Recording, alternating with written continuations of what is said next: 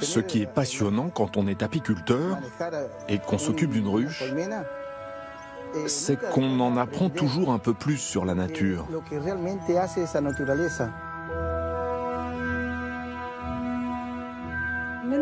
Je n'ose imaginer ce que serait ma vie sans miel. Je n'aimerais pas vivre sans. Les abeilles nous ont fait tous grandir. Et nous avons grandi avec elles. On ne s'en rend pas compte, mais elles sont nos richesses. Une abeille qui tombe parce qu'elle s'est tuée à la tâche, elle s'est épuisée à butiner, eh bien, parfois tu tombes sur cette abeille-là et tu la regardes et tu dis... Elle te fait rêver, quoi. Tu te dis, tu as envie de la relancer pour qu'elle reparte, quoi. Si l'abeille venait un jour à disparaître, l'homme serait menacé. Elle est à la base d'une grande partie de l'alimentation humaine. Sans abeilles, les plantes ne pourraient plus assurer leur reproduction. Pourtant, depuis quelques années, les abeilles disparaissent par milliards. Un peu partout dans le monde, des paysans luttent contre les dégâts des hommes. Ils prennent soin des abeilles. Elles le leur rendent bien en offrant un trésor. Le miel.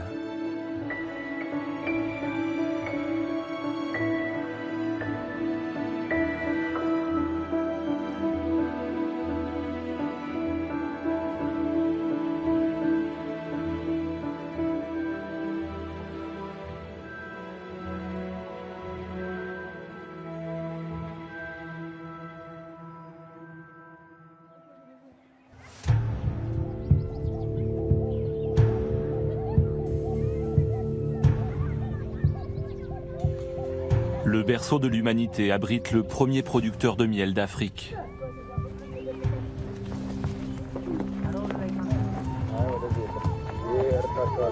Sur les hauts plateaux d'Éthiopie, les petits paysans, en plus d'être bergers, sont souvent apiculteurs.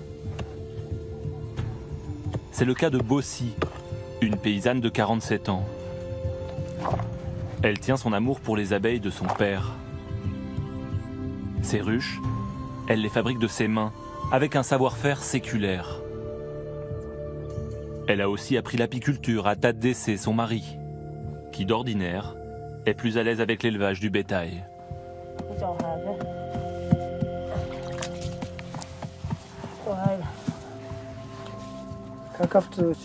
C'est de la bouse de vache, de la terre, un peu de cendre et de la paille pour solidifier. On utilise de la cendre pour éviter que ça colle.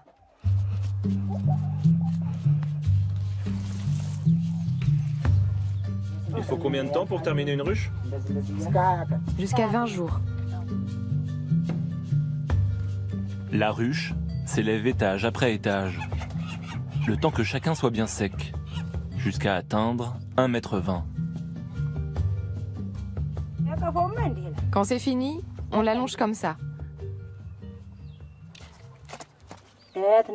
On met un peu de miel, comme ça. On le positionne au centre de la ruche. Ça va attirer les abeilles. Et une fois qu'elles sont entrées, on ferme la ruche. On laisse juste un petit trou pour qu'elles puissent sortir. Et ça devient leur maison. C'est là qu'elles vont avoir des enfants. Et pour se reproduire, elles ont besoin d'un toit.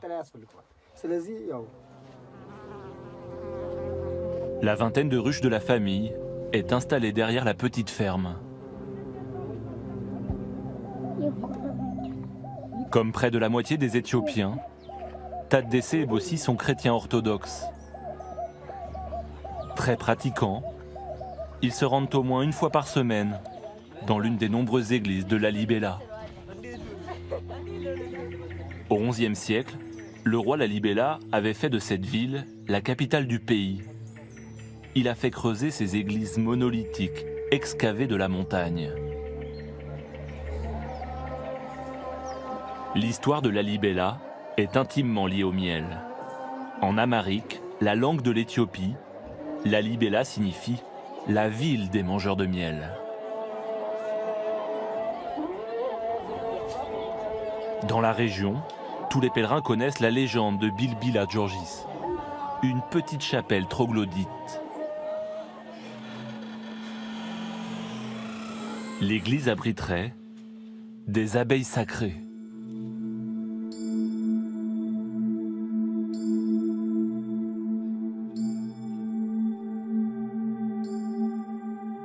Après l'office, les prêtres aiment à jouer les guides.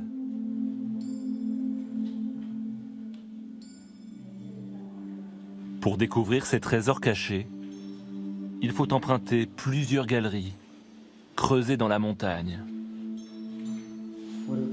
jusqu'à cette crypte.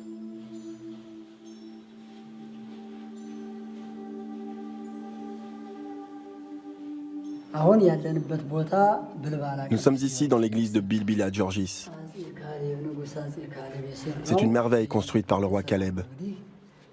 Elle date du 5e siècle, lorsque le roi Caleb s'est converti au christianisme. Ce qui différencie cette église des autres, c'est ce miracle.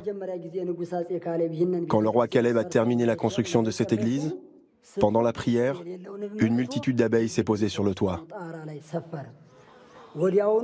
8 jours plus tard, l'église était inondée de miel. 1600 ans se sont écoulés. Et les abeilles sont toujours là, nichées à 5 mètres de hauteur.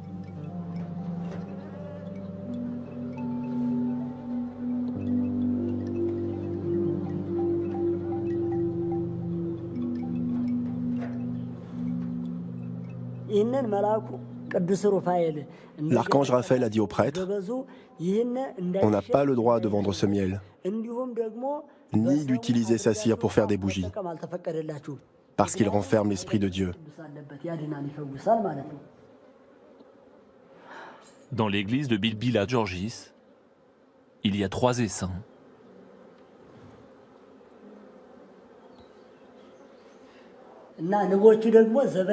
Les abeilles sont les gardiennes de l'église contre les pillards.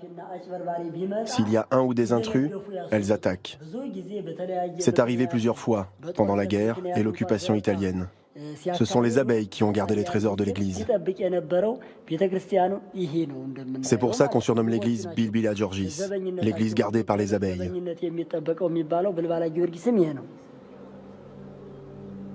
Le miel de ces abeilles sacrées est récolté 1 fois par an. On lui prête des vertus miraculeuses. Il guérirait. De toute la région, des fidèles viennent demander le précieux médicament.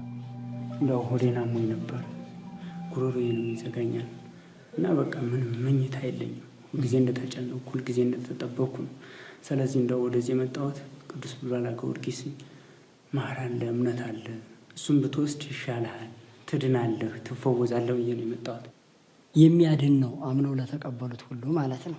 ጉሮሮህን ለሚያንቀህም ለማንኛውም ነገር ለአንተ ብቻ ሳይሆን ለኪንታሮት በሽታ፣ ለቁስለ ስጋ፣ ለቆዳ በሽታ፣ ለአስም በሽታ ለነዚህ ሁሉ መድኃኒት ነው። ይህን ሆድ ህመሙና ይሄ ትንንሽ ነገሮች ግን እነዚህ ወዲያውኑ ቶሎ ነው በአንድ ቀን ነው የሚድነው። አይዞህ ብቻ እህል ሳይበላ ነው የሚበላው እንጂ አምላከ ቅዱስ ጊዮርጊስ እርዳይ ብለህ ከተቀበልኸው ይሄ ያድንሃል፣ ይማሩ ፈውስ ነው፣ አይዞህ ትድናለህ ማለት ነው። ገበዙ ይሰጡሃል፣ ያስተናግዱሃል።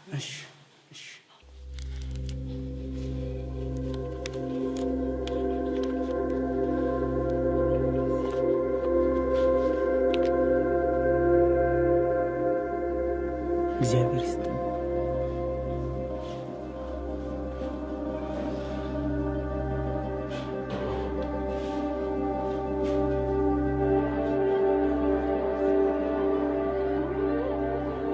À la Libella, le nectar des dieux n'est pas uniquement sacré. Il coule également dans des établissements plus profanes.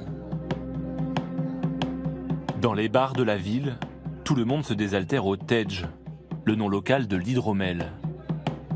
Cette boisson jaune alcoolisée, à base d'eau et de miel.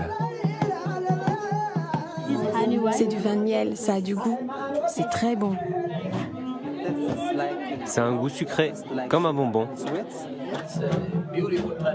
C'est notre boisson nationale qui, historiquement, vient de la noblesse. C'était la boisson des rois, des ministres et de l'élite. C'était leur boisson et maintenant, c'est nous qui la buvons et l'apprécions. Le degré d'alcool varie d'une fiole à l'autre, de 5 à 15, selon la durée de fermentation. La Libella est aussi connue pour son marché au miel. Tous les samedis matins, les petits paysans apiculteurs se rendent en ville pour vendre leurs récoltes.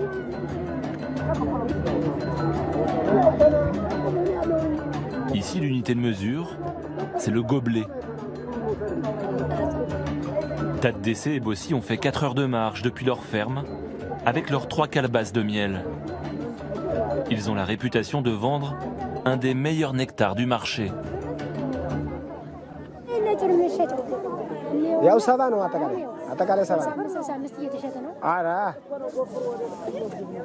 Vous voyez, les gens négocient toujours le prix.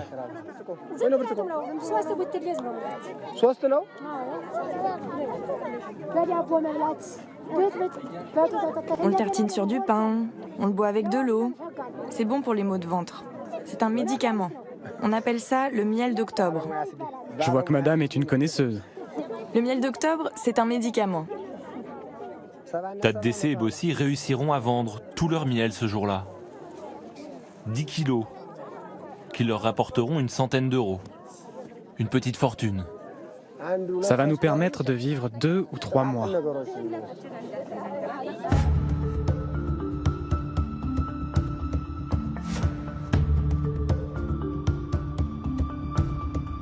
Les hauts plateaux d'Éthiopie sont des zones où les pluies se font de plus en plus rares.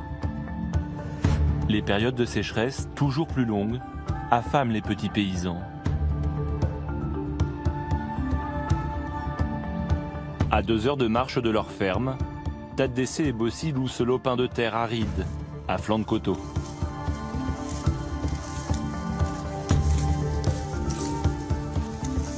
C'est le temps de la récolte, du teff et du sorgho, des céréales autochtones qui sont la base de l'alimentation éthiopienne. Les plus jeunes de leurs 7 enfants sont mis à contribution, même si leur rôle premier est de surveiller le troupeau. C'est très maigre comme récolte.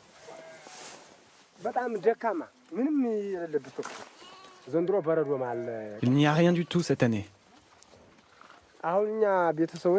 La grêle a détruit une partie des cultures et il n'y a pas assez pour nourrir toute la famille.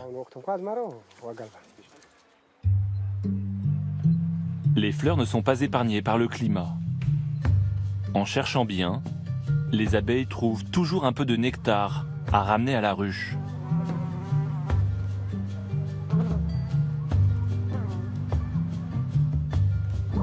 La récolte va s'effectuer de nuit. Bossi prépare l'enfumoir pour éloigner les abeilles. Il suffit d'un peu de bouse de vache.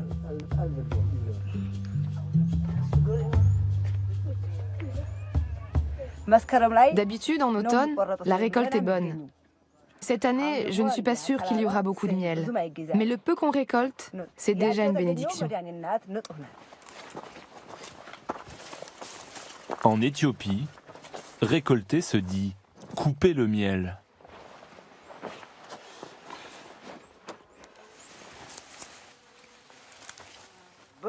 S'il y a beaucoup de lumière, les abeilles attaqueront.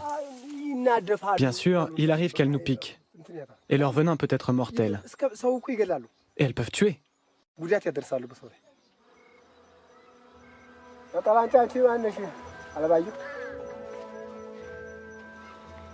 Lorsqu'ils ouvrent leur ruche, Tadesse et Bossi ne savent jamais s'ils vont trouver du miel.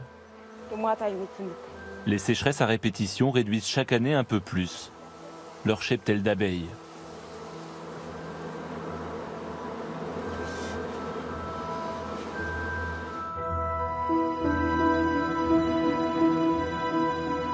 À 8000 km de là, c'est au contraire de fortes pluies qui menace les abeilles sud-américaines.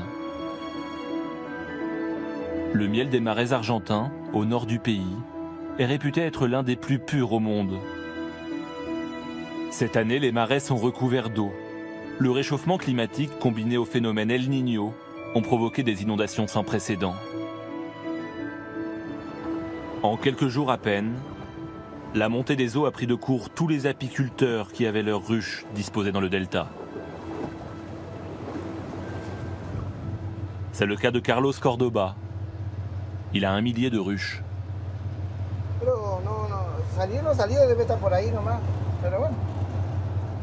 L'Argentin profite de la première accalmie pour aller constater les dégâts. L'eau est montée d'1 mètre environ avec la tempête d'hier. Ici, on avait environ une 60aine de ruches. Il ne reste plus rien. Je vais voir ce qui peut encore être sauvé.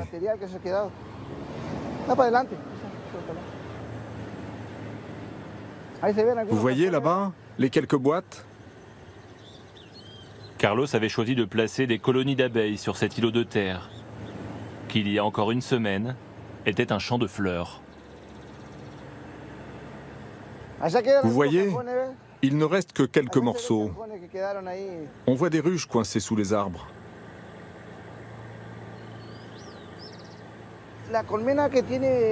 Les ruches remplies de miel ne flottent pas. Elles restent sous l'eau. Tout a été emporté. Il ne reste plus rien. C'est vraiment incroyable.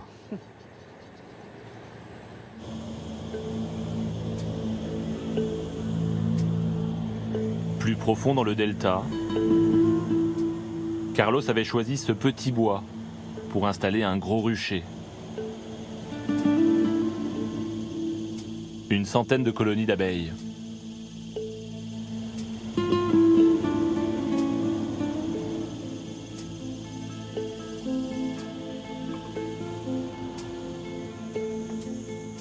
Vous voyez ça? Ce n'est pas un désastre tout ça? Il ne reste plus rien. Regardez là-bas, toutes les ruches sont inondées. Tant de travail, tant de sacrifices, tout ça pour rien?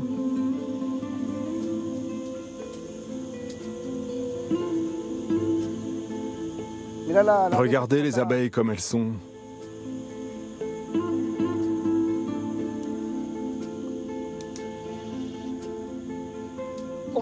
Comme il n'y a plus de fleurs, elles ont déjà commencé à manger le miel. Les abeilles ont faim. Elles mangent le miel qui reste. C'est incroyable. Carlos vient de perdre 400 ruches et près de 15 tonnes de miel. En 20 ans de métier, il n'avait jamais vu ça. Comment ne pas avoir mal quand on voit tout ça? C'est quelque chose. On était à côté, on n'a rien pu faire. J'ai tout perdu. Les ruches qui avaient du miel. J'ai perdu aussi tout le matériel et le plus important, les abeilles.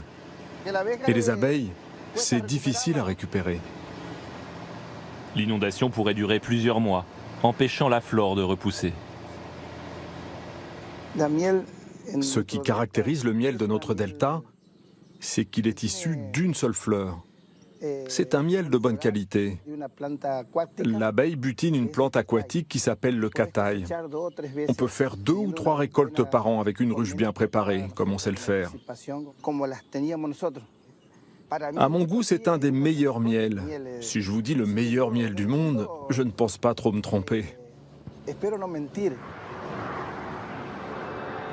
Pendant la montée des eaux, Carlos a tout de même réussi à sauver 600 ruches. Dans l'urgence, il les a déposées sous les ponts de la route qui traverse le delta. La seule terre qu'il restait. Mais la police fluviale ne l'entend pas ainsi et vient le lui rappeler.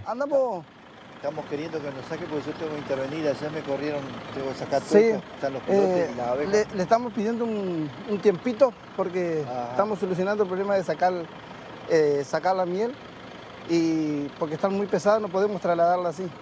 Entonces, si yo me pongo a trabajar y cuando el tránsito pasa y te la mata la abeja, vos viste, cuando se empieza a matar la abeja, te ataca ella. Donde veas el movimiento, te ataca. Sí, no, perfecto, sí, lo entendemos. No hay problema. Chao.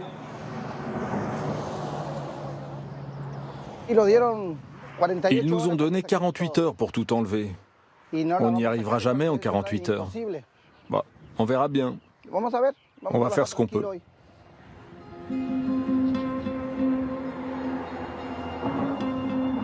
Carlos n'est pas le seul à avoir perdu gros. Dans le petit port de Victoria, on ne compte plus les apiculteurs qui rapportent du delta, ce qu'il reste de leur rucher.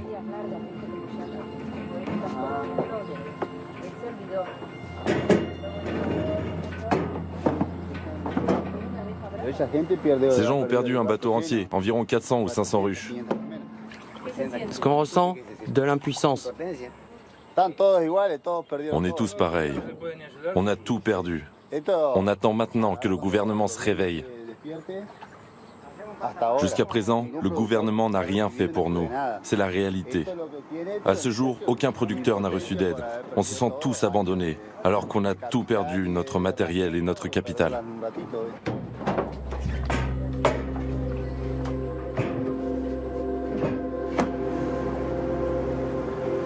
Le porte-voix de ces apiculteurs en colère est une figure locale.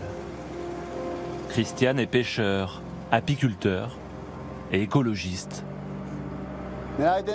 Regarde tous ces animaux morts, regarde. Partout, des animaux morts d'épuisement, d'autres à la recherche d'une terre ferme et d'un peu de nourriture.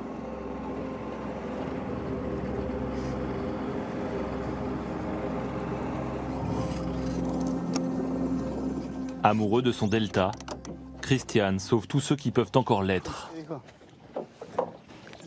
C'est une tortue qui s'est emmêlée dans les filets, regarde.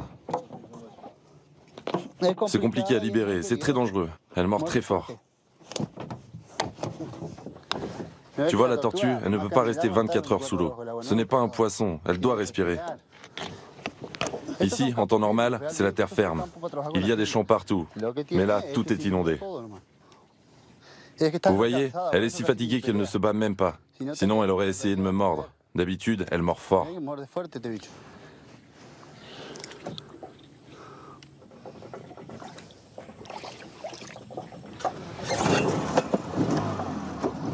Christian fait partie des apiculteurs du delta les plus touchés par les inondations. La totalité de ces 500 ruches, remplies de miel, sont sous l'eau.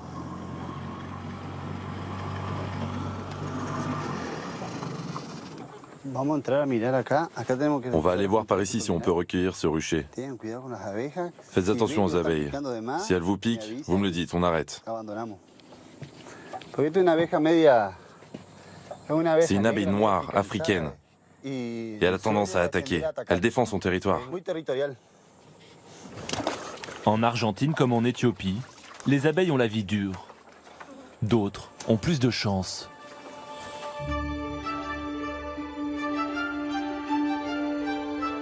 Si elles avaient le choix, toutes les abeilles iraient sans doute vivre dans le paradis corse.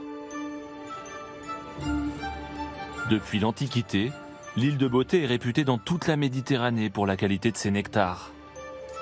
Pour la petite histoire, la Corse payait ses impôts à Rome en miel et en cire.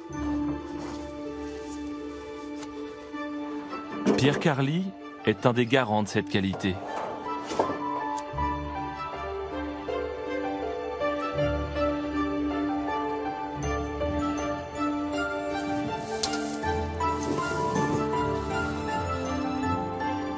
L'apiculteur est corse, il travaille seul, parle peu, sauf quand il s'agit de son métier, sa passion.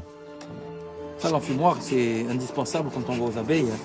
Il vaut mieux aller avec un enfumoir sans tenue qu'en tenue sans enfumoir. La fumée fait diversion. Les abeilles elles focalisent sur l'agression liée à la fumée et elles sont de suite beaucoup moins agressives. Dans la douceur de la fin de l'été, Pierre s'apprête à récolter du miel de châtaignier. À chaque fois qu'il visite ses petites protégées, il le fait toujours avec politesse. Quand on ouvre une ruche, il faut toujours enfumer devant. Et on tape à la porte. Bon, ça c'est des ruches.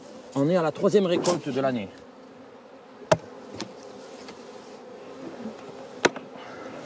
Le miel est où là? Il est là dans ce qu'on appelle la hausse. Il y a 9 cadres. La hausse, c'est le magasin à miel. Sur ces cadres, les abeilles fabriquent des alvéoles en cire, où elles stockent le précieux nectar. Et là, tu as le miel.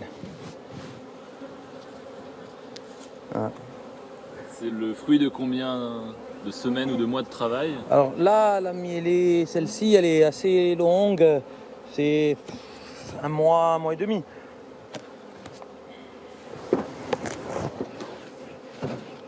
Là, on va enlever la 2e hausse. Il y a beaucoup plus de miel. Hein. La reine est dessous là. La reine, elle est sous cette grille qu'on appelle une grille à reine, de manière à cantonner la ponte à l'étage inférieur qui s'appelle le corps de ruche. Ce corps de ruche, c'est là où se développe la colonie. Et en fonction du développement de la colonie, on va rajouter des hausses pour qu'elle puisse stocker du miel. Et le miel qui est dans le corps de ruche, on le laisse en permanence pour les abeilles. Le corps de ruche, c'est donc leur garde-manger, mais aussi leur maternité. Voilà, là tu vois le couvain fermé, donc c'est les larves à un stade de développement plus avancé que le couvain ouvert où tu vois les larves qui sont nacrées là, tu vois. À partir du moment où je vois des œufs, je sais qu'il y a une reine en ponte. Donc sur ce cadre, il y a entre 4 et 6 000 cellules pondues et c'est 4 à 6 000 abeilles qui vont naître dans un laps de temps de 21 jours. Et si tu as 8 cadres comme ça fait 8 fois 6 000 abeilles à naître. Donc ce sont ces abeilles-là qui vont me faire le miel en automne. Si je veux faire du miel dans un mois, il faut que j'ai de la ponte maintenant. Il faut que j'ai des abeilles à naître maintenant.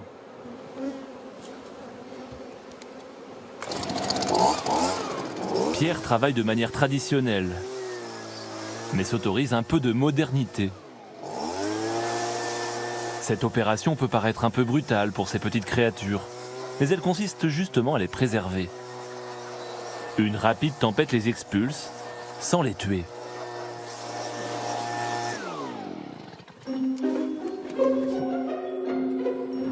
Une fois les hausses remplies de miel chargé, Pierre les remplace par des vides.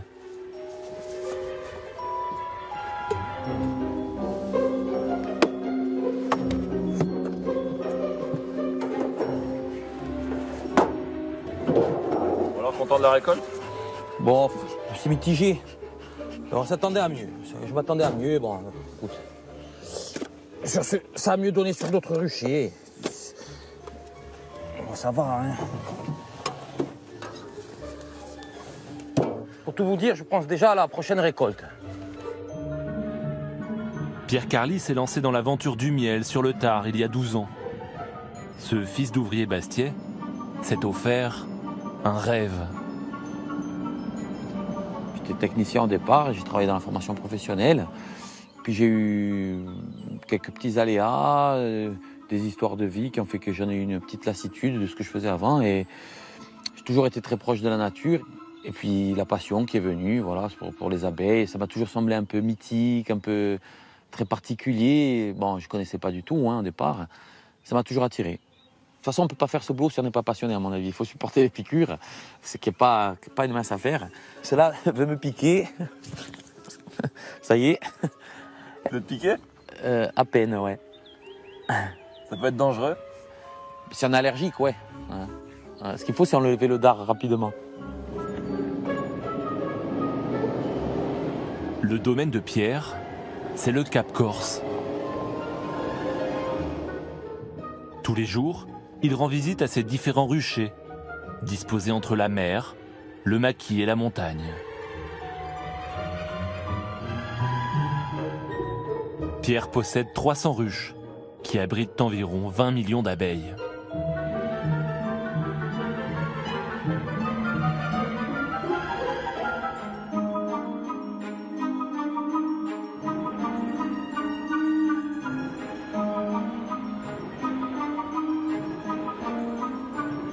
Une fois les récoltes effectuées, tout se passe chez lui dans la miellerie. Les cadres, disposés dans un tambour, vont libérer leur magie par force centrifuge.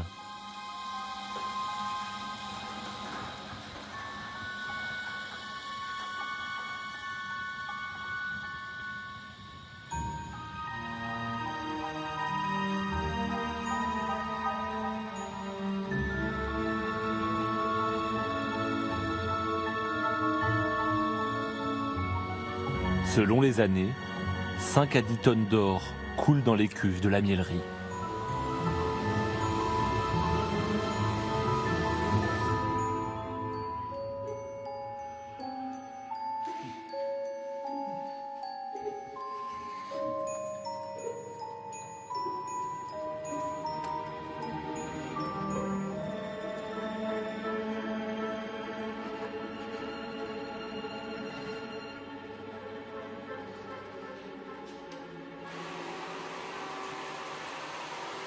Comment il est, Nana?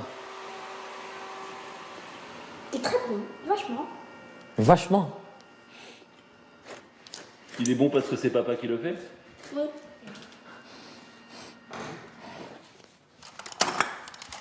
Non, tu lâches. Voilà, très bien. Impeccable.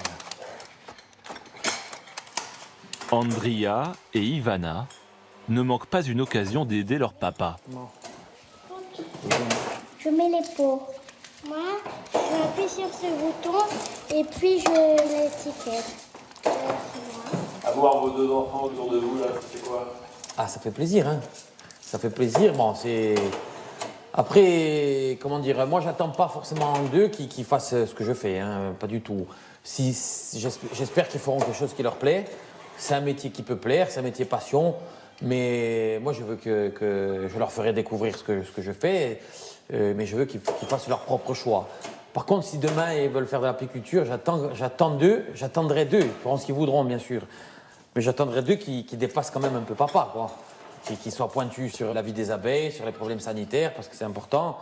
Qu'ils soient pointus sur la gestion de leur cheptel. Et j'aimerais qu'à la fin, ce soit eux qui m'apprennent, hein. L'objectif, il est là, hein.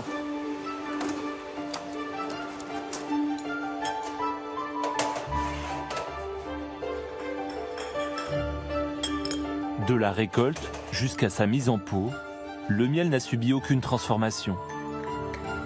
Il résiste au temps et ne connaît pas de date limite de consommation.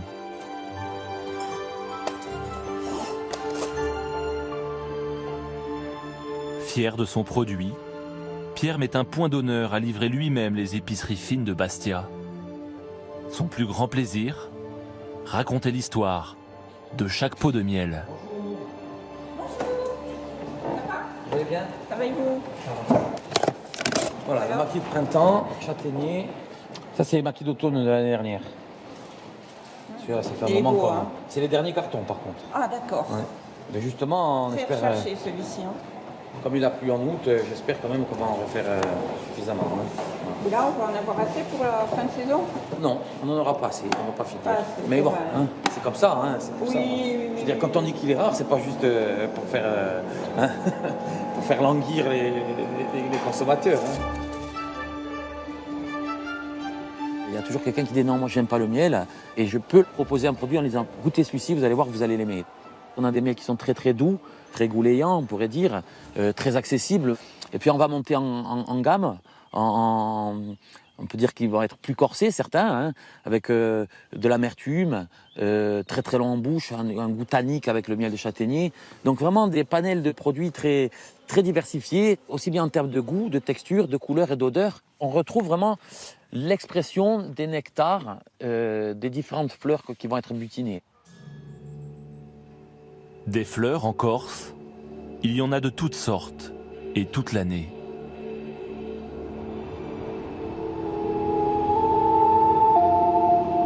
Pour suivre les floraisons, Pierre déplace ses ruches d'un bout à l'autre du Cap Corse.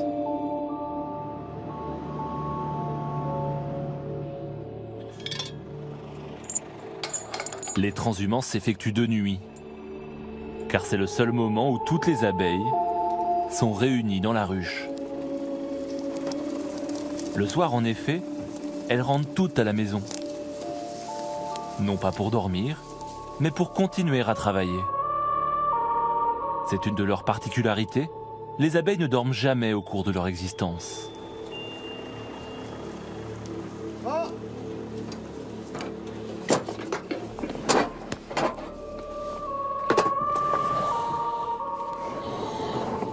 Tout le talent d'un apiculteur consiste à trouver le bon spot.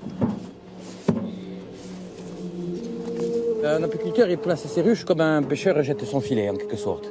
Et à un moment donné, il y a une floraison à un endroit et on a des machines à faire du miel, les ruches, et il faut les mettre sur des zones où il y a ce qu'on appelle une mielée, des zones où à un moment donné, il y a une floraison qui génère du nectar. Et on attend toujours la pêche miraculeuse, en quelque sorte. Voilà. Quelqu'un. Là, comme il fait pas trop chaud, elles sortent pas trop vite.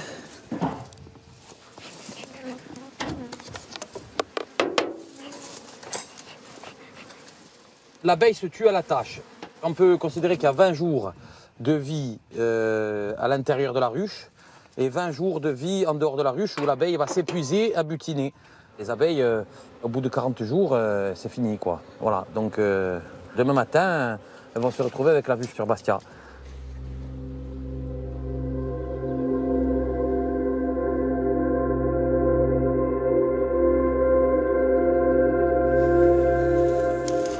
L'horizon, lui, s'est obscurci pour les abeilles d'Argentine.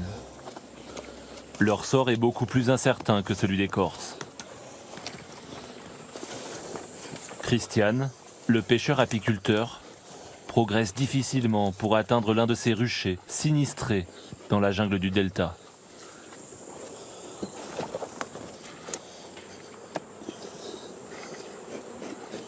Tout est foutu, ça ne servira plus. Même le matériel est en train de pourrir.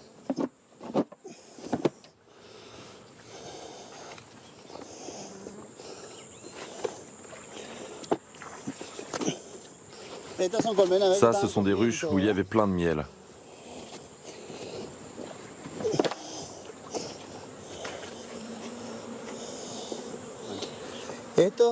Tout ça, c'était du miel qui était prêt à être récolté. Tout est à jeter à cause de l'eau. Cela aussi était prêt pour la récolte.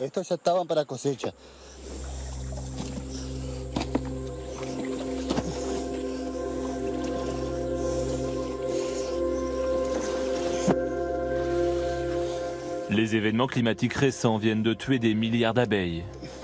Mais une menace encore plus inquiétante pourrait faire disparaître le miel du delta à tout jamais.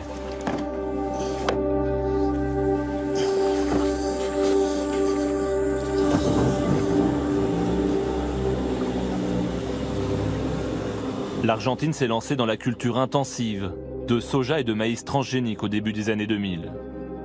Autrefois, il y avait des forêts, des marécages. Aujourd'hui, les silos et les champs rognent toujours plus sur le delta. Dans les champs, ça ne sert plus à rien de mettre des ruches. Le soja est tellement recouvert de pesticides que ça tue tout.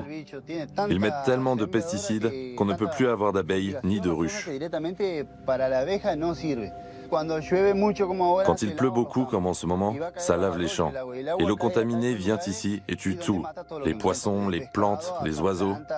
Ce qu'elles rencontrent, elles le tuent. Quand les abeilles s'approchent de l'eau, elles meurent. C'est pourquoi aujourd'hui, en Argentine, il est difficile de produire du miel du delta.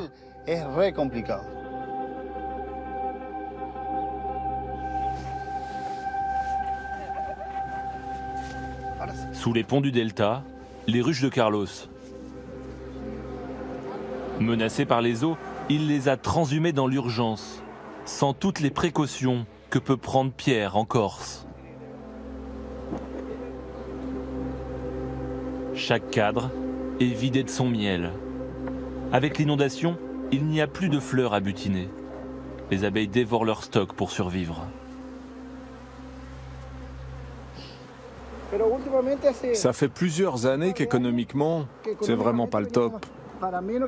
Depuis la crise financière de 2001, le gouvernement argentin applique une politique protectionniste. Seuls le soja OGM et le maïs sont exportés à prix d'or.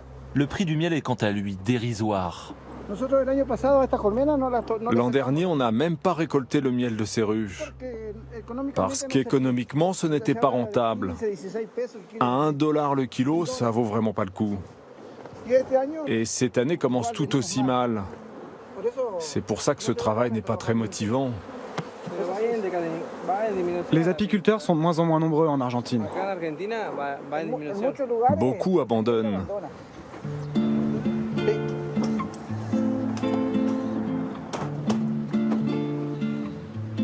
Ces images de millions d'abeilles sont trompeuses.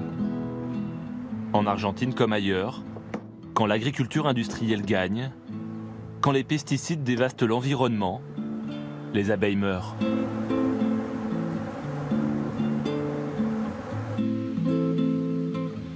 À ce rythme-là, disparaîtra peut-être ce qui faisait la fierté des apiculteurs argentins.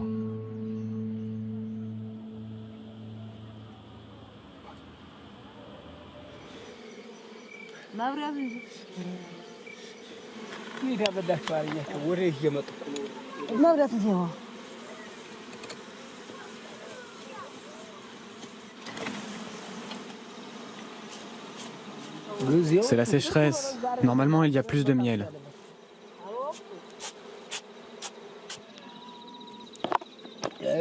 Il n'y a rien du tout. La récolte est vraiment maigre. Comme il n'a pas fait beau, il n'y a pas beaucoup de miel. Il n'y a pas de miel, mais les galettes, ça se mange.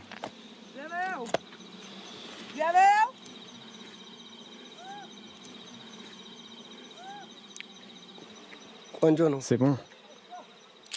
Comme par gourmandise, le fils aîné de Tadesse et Bossi s'est aussi initié.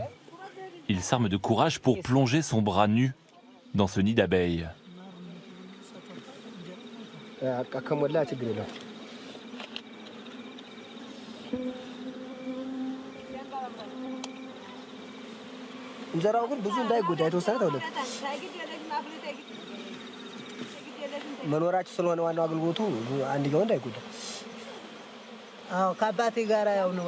C'est avec mon père que j'ai appris l'apiculture.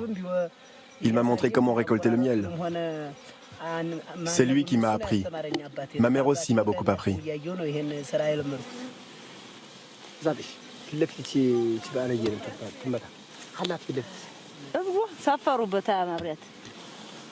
Le miel le plus difficile à récolter est le miel blanc.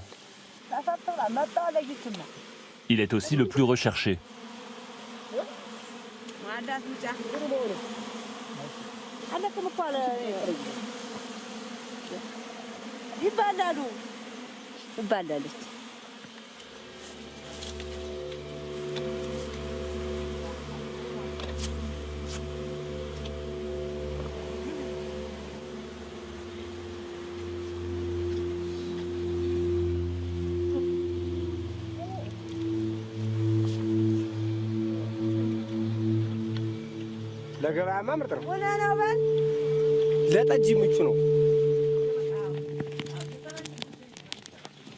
Après la récolte, toute la famille se réunit dans la case principale pour préparer le miel.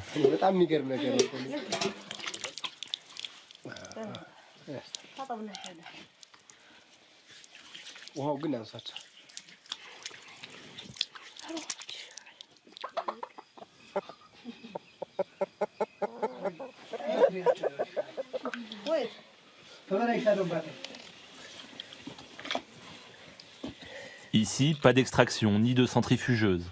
Les galettes sont broyées sans séparer la cire du miel. Nous, on fait avec les moyens du bord. On n'a pas de matériel pour enlever la cire. On n'a pas cette chance.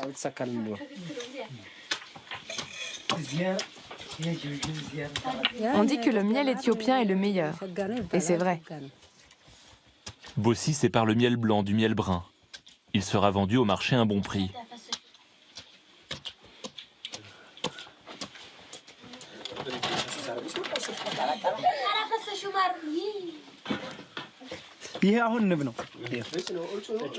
Les galettes de moins bonne qualité finiront dans la bouche des enfants.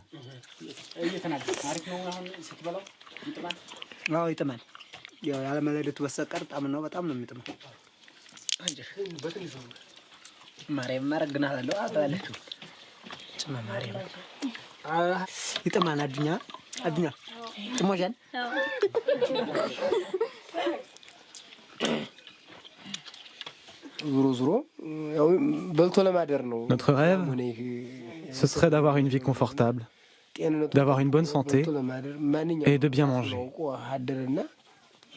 Ce serait chouette si on pouvait avoir l'électricité. Ça nous faciliterait la vie. Je pense que de notre vivant, on ne connaîtra pas l'électricité. J'aimerais que mes enfants deviennent agriculteurs. Mais ce serait bien qu'ils apprennent à cultiver d'une façon plus moderne, qu'ils deviennent des agriculteurs plus éduqués. Ce qu'on aimerait, c'est que nos enfants aient l'intelligence de vivre mieux. Peut-être que mes petits-enfants auront une meilleure vie. Pour les aînés, c'est trop tard. J'espère que les plus jeunes réussiront. Mais pour avoir tout ça, il faut aller à l'école.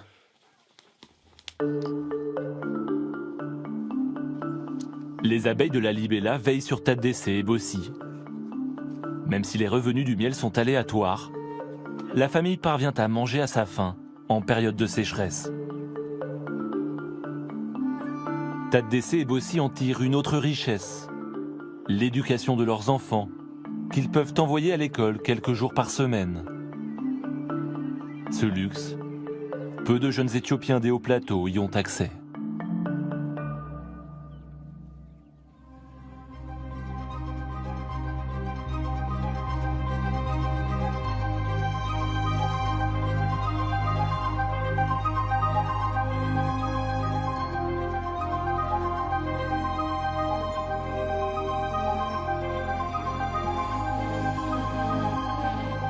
Sur l'île de Beauté, les abeilles que Pierre Carli a déplacées la veille découvrent leur nouveau terrain de jeu.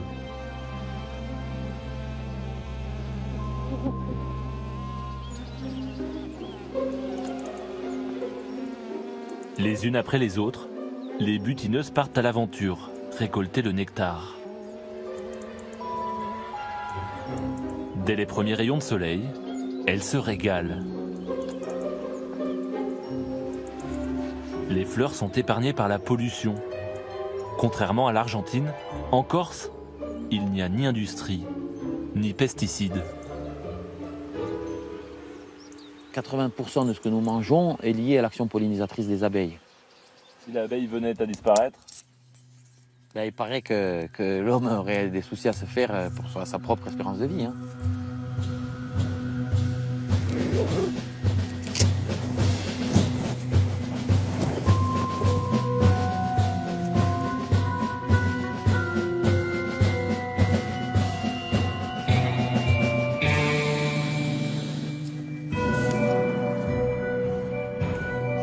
Quand il déplace ses abeilles, Pierre doit s'assurer qu'elles vont s'adapter à leur nouveau milieu. La survie d'une colonie d'abeilles dépend de sa reine. Elle vit beaucoup plus longtemps que les ouvrières, entre 3 et 5 ans. Pendant toutes ces années, elle ne fait que pondre. Plus il y a de fleurs, plus il y a de nectar. Et plus il y a de nectar, plus la reine pond. Ce matin, ils se sont réveillés avec le lever de soleil sur la mer, alors que c'était en forêt. Donc là, il faut qu'elles s'habituent à leur nouveau rucher. Et, tu vois, elles sont un peu perturbées, là, un peu nerveuses, un peu agressives. Là, comme elle m'attaque la main. Tu as vu?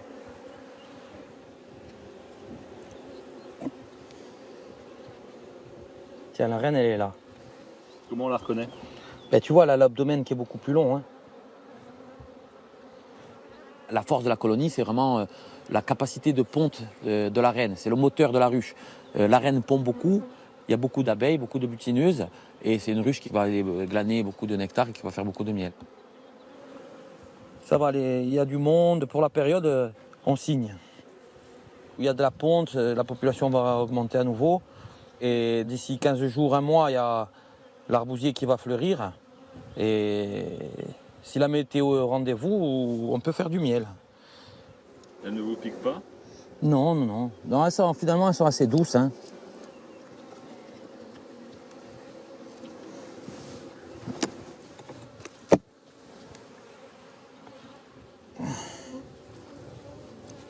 Ben, la main nue, c'est une habitude que j'ai prise pour manipuler les reines. Et puis, je suis un peu plus délicat, je pense. En faisant attention à ne pas me faire piquer. Là, vous ne mettriez pas la main nue sur les abeilles, là? Oh, si, là, elles sont d'accord. Hein. Elles ne te piquent pas. Hein. Et là, tu sens une chaleur, c'est impressionnant, tu vois. La température de la ruche, ça doit être 34. Dans une ruche, il fait toujours 34 degrés. Ouais. Quand tu te mets vraiment la main contre, tu sens la chaleur qui est dégagée par le corps des abeilles. Hein. C'est vos filles. C'est mes filles, ouais. Sauf qu'elles, elles ne le savent pas. C'est vrai en plus, parce que moi, j'ai pas acheté d'abeilles. Je peux dire que je les ai toutes élevées. Hein. Les premiers essaims que j'ai fait de façon traditionnelle, c'était magique. Je voyais des petits œufs, je me disais, oh putain, ça marche. Bon, elles n'ont jamais eu besoin de nous, les abeilles, mais toi, tu as l'impression que c'est toi qui les fais naître.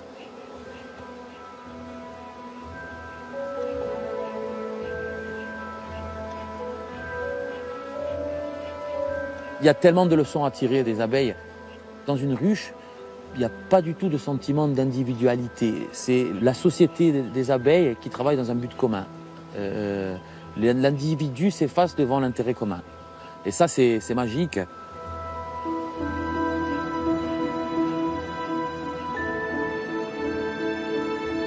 Tant que des apiculteurs passionnés comme Pierre Carly veilleront sur les abeilles, les écosystèmes seront sauvegardés. Mais l'histoire qui lie le miel et les hommes depuis la nuit des temps est menacée dans la plupart des pays du monde. La préservation des abeilles est une préoccupation capitale pour tous. Sans elle, notre espèce serait menacée.